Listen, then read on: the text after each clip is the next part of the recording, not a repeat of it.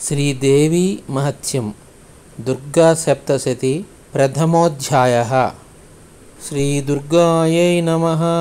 अथ श्रीदुर्गा सप्तशती मधुकैटभवधो नाम प्रथमोऽध्यायः। अस्य श्रीप्रथमचरित्रस्य ब्रह्मा ऋषिः, महाकाली देवता, गायत्री छन्दः, नन्दाशक्तिः, रक्तदन्तिका बीजम्, अग्निस्त्वं ऋग्वेदः। स्वरूपं श्रीमहाकाली प्रीत्यर्थे प्रथमचरित्र जपे विनियोगः। ध्यानं खड्गं चक्रगदेषु चापपरिघ शूलं भूसुण्डीं शिरः, शङ्खं सन्दधतीं करैस्त्रीनयनां सर्वाङ्गभूषावृतां, यां हन्तुं मधुकैटभौ जलदभूस्तुष्टाव सुप्ते हरौ, नीलाश्माज्योतिमास्य पाददशकां सेवे महाकालिकाम्। ॐ नमः चण्डिकायै। ॐ ऐं मार्कण्डेय उवाच। सावर्णिः सूर्यतनये यो मनुः कथ्यतेष्टमः, निशामय तदुत्पत्तिं विस्तराद्गदतो मम, महामायानुभावेन यथा मन्वन्तराधिपः स बभुव महाभागः। सावर्णिस्तनयोरवेः स्वारोचिषेऽन्तरे पूर्वं चैत्रवंशसमुद्भवः, सुरधो नाम राजाभूत् नमस्ते क्षितिमण्डले, तस्य पालयतः सम्यक् प्रजापुत्राणि औरसान्, बभूवुः शत्रवो भूपाः कोलाविध्वंसिनस्तदा, तस्य तैर्भवद्युद्धम् अतिप्रबलदण्डिनः, न्यूनैरपि शतैर्युद्धे कोलाविध्वंसिभिर्जितः,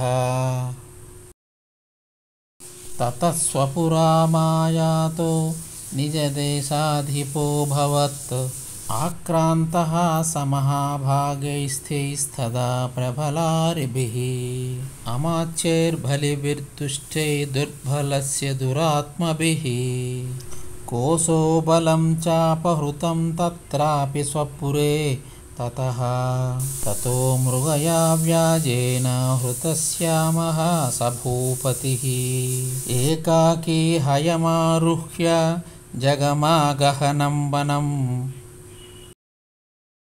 स तत्रासममत्राक्षीत् द्विजवरस्य मेधसः, प्रशान्तस्वपदाकेन मुनिशिष्योपशोभितं, तसौत्कञ्चित् सकालं च मुनिना तेन सत्कृतः, इतचेतच्च विचरं तस्मिन् मुनिवराश्रमे, सोचिन्तयत्तादा तत्र ममत्वा कृष्णचेतनः, मत्पूर्वैः पालितं पूर्वं मायाहीनं पुरं हि ततत्, मद्भृतैः स्तरैर्रसद्धृतैः रद्धर्मतः पाल्यते न वा,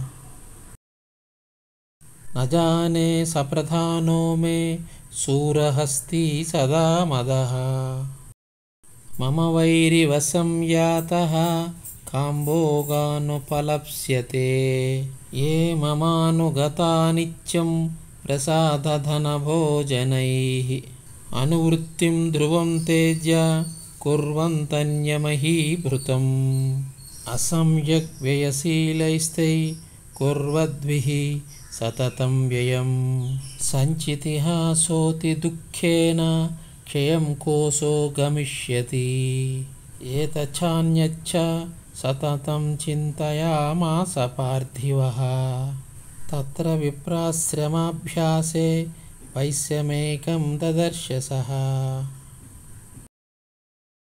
सपृष्टस्थेन कस्त्वं भो हेतुच्च आगमनेऽत्र कः सशोक इव कस्मात् त्वं दुर्मना इव लक्ष्यसे। इत्याकन्या वचस्तस्य भूपतेः प्रणयोदितं। पृथ्व्युवाच सतं वैश्यः प्रसयावनतो नृपं। वैश्य उवाच समाधिर्नाम वैश्योऽहम् उत्पन्नो धनिनां कुले। पुत्रादारे निरस्तच्च धनलोभाद् असदाभिः। विहीनच्च धनैदारैः पुत्रैरादाय मे धनं। वनमभाग्यतो दुःखी निरस्तच्छाप्तबन्धुभिः। सोऽहं न वेद्मि पुत्राणां कुशलाकुशलात्मिकां प्रवृत्तिं स्वजनानां च दाराणां चात्र संस्थितः। किं नु तेषां गृहे क्षेमम् अक्षेमं किं नु साम्प्रतं। कथं ते किं नु सद्वृत्ता दुर्वृत्ता किं नु नेमे सुताः। राजोवाच आयुर्निरस्तो भवां लुब्धैः पुत्रदारादिभिः धनैः। तेषु किं भवतः स्नेहमनुबध्नाति मानसम्। वैश्य उवाच एवमेतदध्याधा प्राहाभवन्मस्गतं वचः। किं करोमि न बध्नाति मम निष्ठुरतां मनः। ऐं सन्त यद्य पितृस्नेहं धनलुब्धैर्निराकृतः। पतिः स्वजनहार्दं च हार्दी त्वेष्वेव मे मनः। किमेतन्नाभिजानामि जानान्नपि महामते। यत्प्रेमप्रवणं चित्तं विगुणेष्वपि बन्धुषु। तेषां कृते मे निःश्वासो धौर्मनस्यं च जायते। अरोमि किं यन्न मनस्त्वेष्वा प्रीतिषु निष्ठुरम्। मार्कण्डेय उवाच ततस्तौ सहितौ विप्र तं मुनिं समुपस्थितौ। समाधिर्नाम वैश्योऽसौ स च पार्थिवसत्तमः। कृत्वा तु तौ यथन्यायं यदार्हं तेन संविदम्। उपविष्टौ कथः काचित् चक्रतुर्वैश्यपार्थिवौ। उवाच भगवंस्त्वामहं पृष्टुमिच्छाम्येकं। वदस्व तत् दुःखया यन्मे मनसः स्वचित्ता यत्ततां विना। मम त्वं गजराजस्य राज्याङ्गेष्वहिलेष्वहि जानतोऽपि यथाज्ञास किमेतन्मुनिसत्तमा। आयञ्च इकृतः पुत्रैः दारैर्भृतैर्स्थदोज्ञितः। सजनेन च सन्त्यक्तः शेषुहार्धी तथाप्यति। एवमेष तदाहं च द्वादवत्वयन्तदुःखिन्तो। दृष्टदेशेऽपि विषये मम त्वा कृष्णमानसौ। तत्केन्यतन् महाभागा यन्मोहो ज्ञानी नोरपि। मामस्य च भवत्येष विवेकान्धस्य मूढता। ऋषि उवाच ज्ञानमस्ति समस्तस्य जन्तोर्वशयगोचरे। विषयच्च महाभागा यान्ति चैवं पृथक् पृथक्।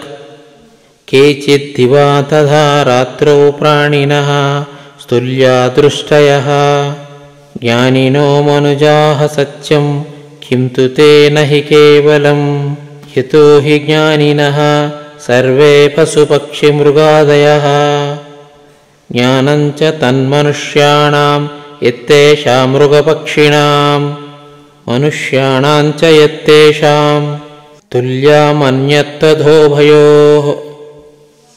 ज्ञानेऽपि सति पश्येतान् पतगाञ्छावचंसुषु क्षणमोक्षाधृतान् मोहात् पीड्यमानपि क्षुधा मानुषा मनुजा व्याघ्र साभिलाषाः सुतान् प्रति लोभात् प्रत्युपकाराय नन्वेतान् किं न पश्यसि तथापि ममतावर्ते मोहगर्ते निपातिताः महामाया प्रभावेण संसारस्थितिकारिणा तन्मात्रा विस्मयः कार्यो योगनिद्रा जगत्पतेः महामाया हरेशे च तया सम्मोह्यते जगत् ज्ञानिनापि चेतांसि देवी भगवती हि सा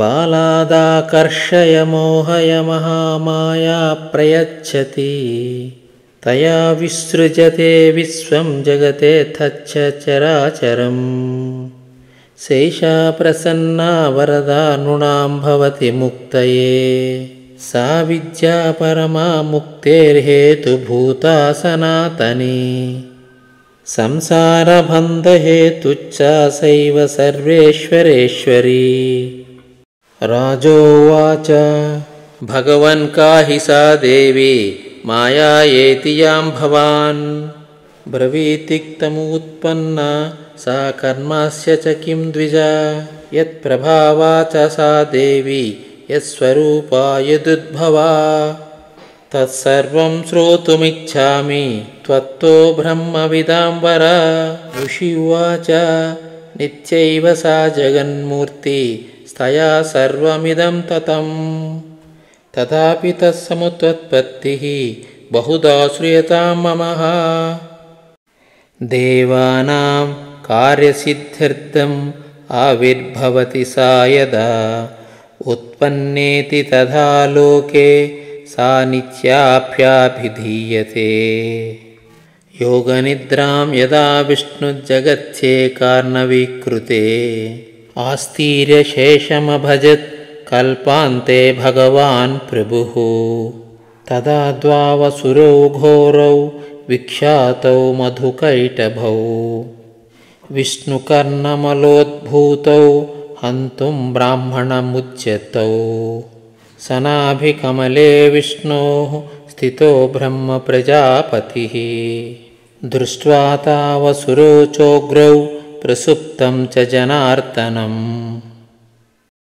तदा द्वावसुरौ घोरौ विख्यातौ मधुकैटभौ विष्णुकर्णमलोद्भूतौ हन्तुं ब्रह्मणमुच्यतौ सनाभिकमले विष्णोः स्थितो ब्रह्मप्रजापतिः दृष्ट्वा तावसुरौ चोग्रौ प्रसुप्तं च जनार्दनम् तुष्टावयोगनिद्रां तामेकाग्रहृदयः स्थितः विबोधनार्थाय हरे हरिनेत्रकृतालयां विश्वेश्वरीं जगद्धात्रीं स्थितिसंहारकारिणीं निद्रां भगवतीं विष्णोरतुलां तेजसः प्रभुः त्वं स्वाहा त्वं स्वधा त्वं हि वषट्कारः सर्वात्मिका सुधा त्वम् अक्षरे नित्ये त्रिधा मात्रात्मिका स्थिता अर्धमात्रा स्थिता नित्या आनुच्छार्य विशेषतः त्वमेव सा त्वं सावित्री त्वं देवा जननी परा त्वैतद्धारयते विश्वं त्वम् एतत् सृजते जगत् त्वम् एतत् पाल्यते देवी तमस्यं यते च सर्वदा उसृष्टौ सृष्टिरूपा त्वं स्तुतिरूपा च पालने तदा संहृतिरूपान्ते जगतोऽस्य जगन्मये महाविद्या महामाया महामेधा महास्मृतिः